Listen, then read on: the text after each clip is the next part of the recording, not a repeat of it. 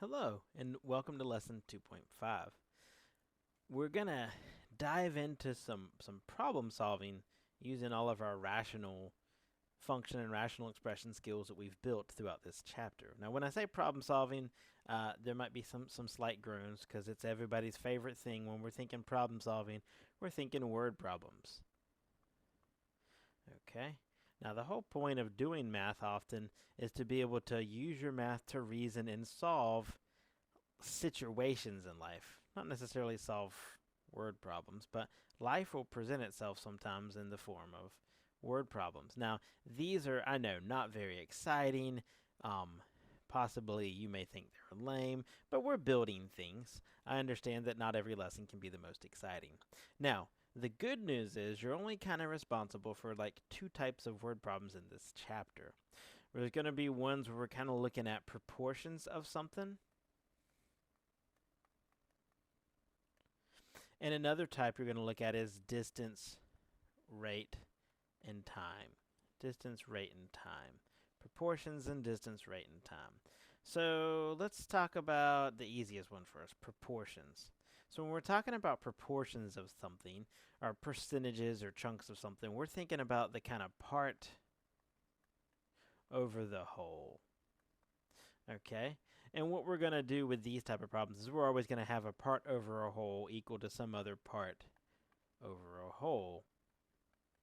And we'll have to figure out one of these four pieces will be missing, and we'll just do some good rational equation solving, rational expression solving, like we just did in the last lesson, and solve these and find the missing part to answer the question. So a little bit of reasoning involved to set this up, but everything's just piece of it over the entire thing equals piece of it over the entire thing. Now the next area we're going to go is we're going to solve some distance, rate, and time problems. Now traditionally the formula is given as distance equals rate times time. And some teachers require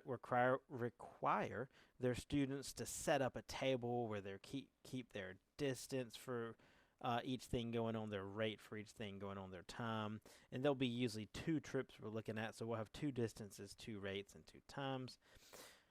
But the problem is, if you get stuck thinking of things in this formula where distance equals rate times time, you won't be able to think outside the box enough to solve, in real life, really almost any distance, rate, time problem. And so one of the understandings is that I can have this solved for distance. I can do some algebra and have this solved for rate, or I can do some algebra and have this solved for time. I'm going to go ahead and tell you for the problems we're looking at today, solving for time is very important because what we're doing are trips that take the same amount of time. So we'll have two trips that have the same time, and we'll want to set their times equal. Well, how can I represent their times using distance and rate? Well, if I just divide both sides by rate, these rates will cancel. So I have distance over rate equals time. So I'm going to be looking at setting distance over rate equal, or, to another distance over rate because I have two trips. It still may be nice to organize our information in some sort of table if you're one of those type of people, but I was allergic to that when I grew up and learned. I hated making tables of information, but I'm dyslexic and backwards from how everybody does everything. I've always done it backwards. So maybe if I hated it, you will love it, but it also is useful to organize stuff. So without much more talking, let's dive in and actually try some of these problems. So the first one's a proportion word problem. So in the US, 4 out of every 47 people watched the 2019 Super Bowl. In the US, if the US population is about 329 million people, I want you to estimate the number of people who watched the Super Bowl. So think about this. We have this one proportion here where they told us out of every 47 people, 14 people watched the Super Bowl. So if we want to do like a part over the whole, the entirety, I'm talking about out of every whole 47 people, 14 people. The part I'm talking about is 14. So 14 out of 47. Now, I want to find the real number of people that watched the Super Bowl because not 14 watched it. But I have the whole population, 329 million. I'm just going to write million here, or mil. I'm looking for the part of the population that watched the Super Bowl. And whenever you do proportion word problems, we're going to have a proportion equals a proportion because these proportions are representing the same things.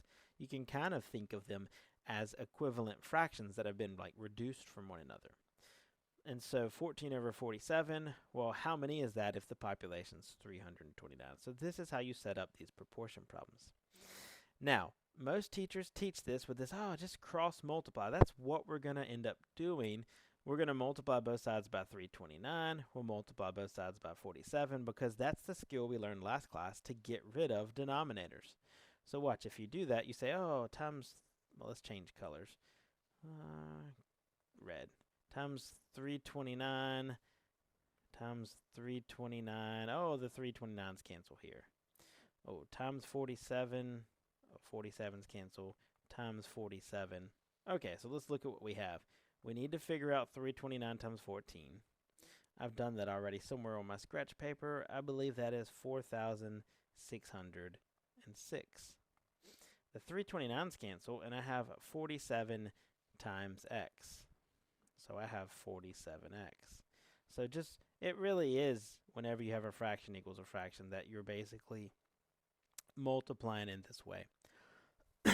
Okay, so now I have this simple equation here, which is one step to solve. I just need to probably use a calculator to divide both sides by 47. I've already done this. If you pop that in the calculator, you get 98. So now this was out of million, so this is 98 million people watch the Super Bowl. Okay, so not too difficult. Set up your two proportions, multiply across, so 14 times 329, 47 times x, and then solve. Really simple. Those are some of the easiest word problems. Now let's dive in. I'm going to work two examples of distance, rate, and time word problems. And so I will be annoying, and I will make a table of distance, rate, and time. What we're going to have with all these problems is two trips. So we'll have times, distance, and rates to keep up with for two different trips. So let's read this. A boat takes let's underline some important stuff. The same amount of time to travel 10 miles with the river current. Okay, so let's do one with the current. And let's see, our distance they're telling us is 10 miles. Cool. As it does to travel 6 miles against the river current. So this will be against. And we went 6 miles with the distance. Okay. Now, if the speed of the river current is 4 miles per hour, what's the speed of the boat? They don't really tell me anything about the two times except for they are the same. They're equal. Okay. Now, as far as the rates, I need to find the speed of the boat, so we'll let that be our variable. I'm going to use b for speed of the boat.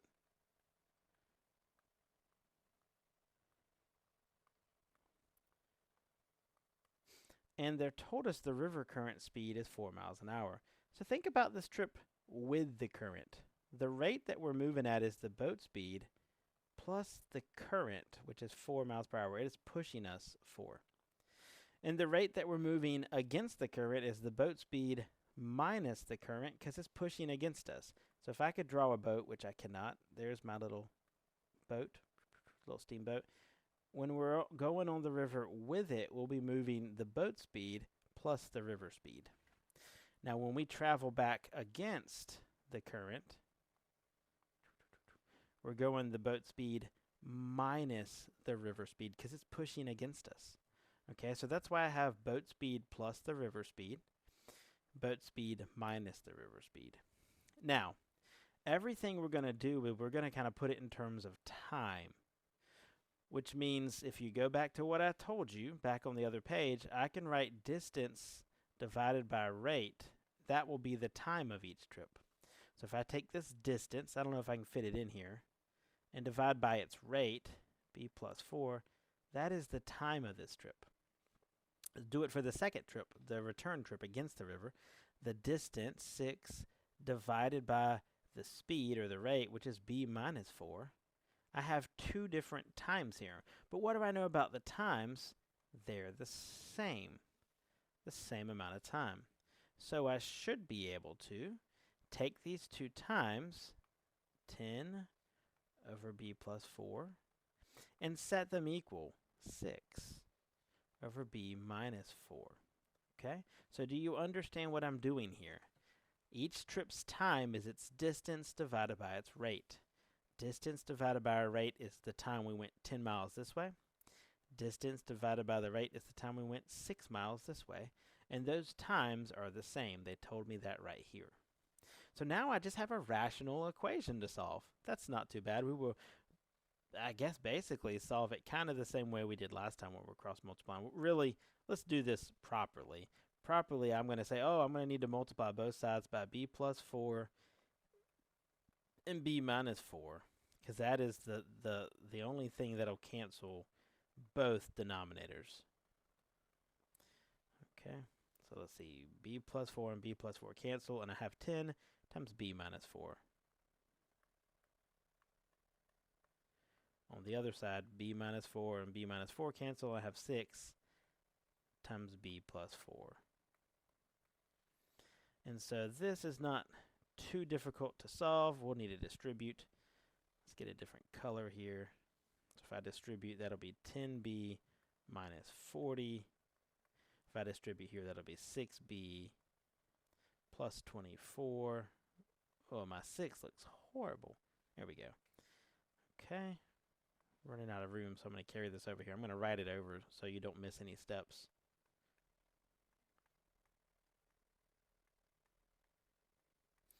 Alright, let us get the b's together. So minus, subtract 6b from both sides. Oops. That gives me 4b. We'll bring everything else down. Now I can start solving. So I'll add 40 to both sides.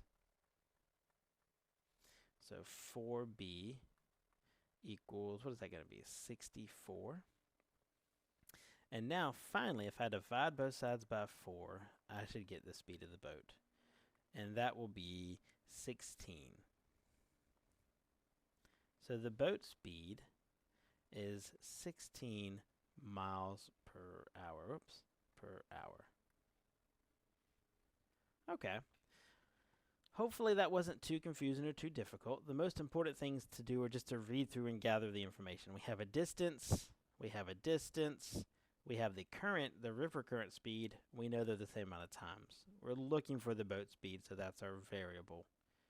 Oh, well, with the currents, boat plus river. Against it, boats minus river. Oh, the times, we don't know anything besides they're the same, but that's going to be distance divided by rate, distance divided by rate. Set those two times equal and solve. And this solve is straight from one of the last lessons. Okay, that's not too nasty, not too difficult. If you need to watch this part over again and go slowly with it, pause it and think and write stuff down, please do that. We'll do one more distance, rate, time example just because those can be confusing.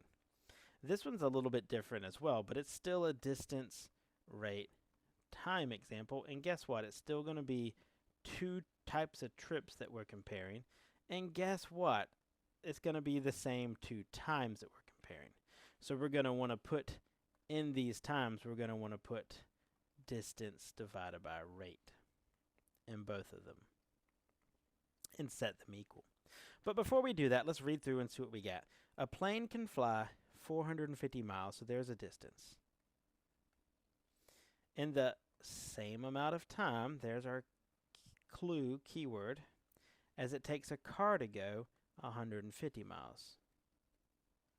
So we have a car trip that we're comparing to a plane trip.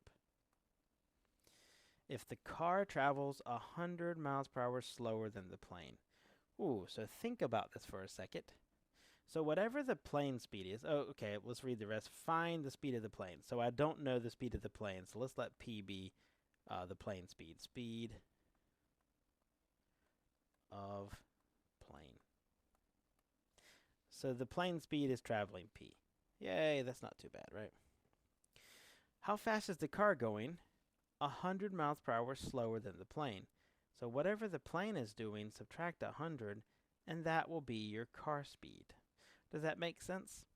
So we don't know the plane speed, but they were telling us to find it. The car speed, they say it's 100 slower than the plane, so we let P be the plane, So 100 slower than the plane speed would just be a p minus 100. Now we're going to write these times as distance divided by rates. So this time is 450 divided by p. And this time right here is 150 divided by p minus 100. Now the biggest important thing here is they are the same times. So I have two expressions representing the same times that are, so I could set them equal.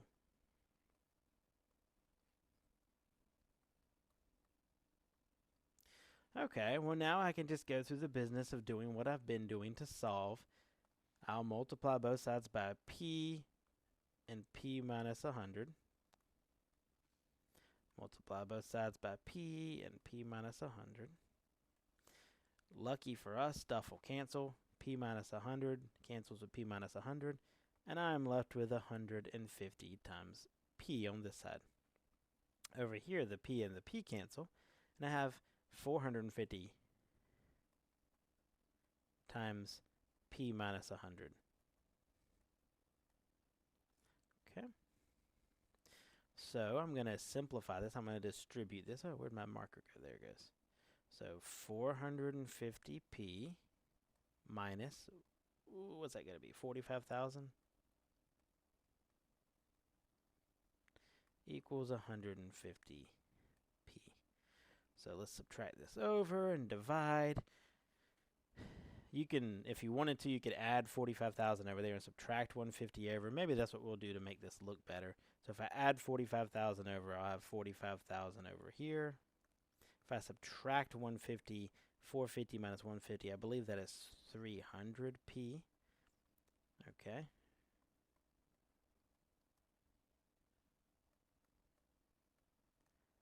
And I added 45,000. Now all I have to do is divide by 300, and I will find the plane speed.